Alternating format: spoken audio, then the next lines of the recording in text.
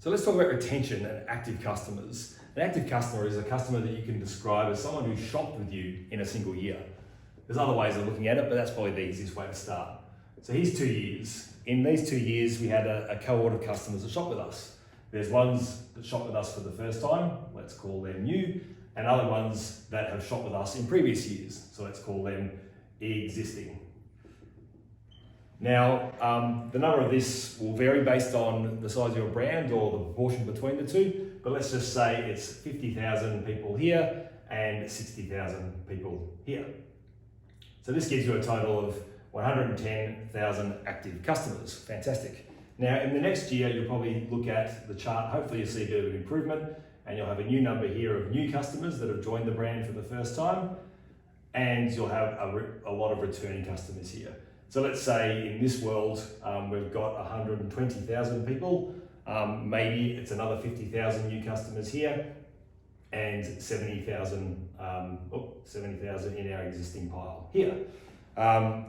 So this all looks fairly straightforward, nice consistent growth, but it's hiding a real problem here. So the main issue here is obviously your acquisition strategy is holding together, but there is a lapse problem that you're not really looking at. So for existing, the definition of existing is you shopped in a previous year. So most of these customers will come from either this bucket, or maybe even a few that have come back for the first time in several years. For this number to be true though, then you'd expect that this existing bucket here should be as big as this, if not bigger, if it's recovering people from previous years.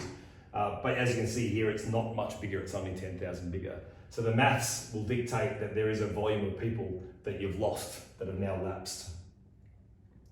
They shopped with you in 2018, but in 2019, you didn't have anything for them and they found what they needed somewhere else. So the number in this bucket is obviously a lot bigger than and the fact that you're acquiring new people is hiding the volume here.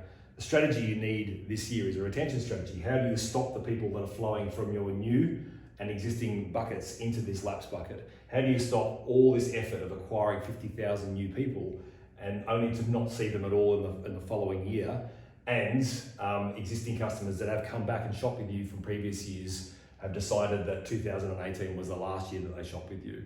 So retention strategy is all about plugging these holes and keeping more of these customers in your existing buckets.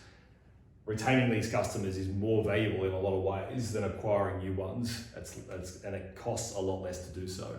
So you're encouraging brands to spend a lot more time than they already are on these retention strategies.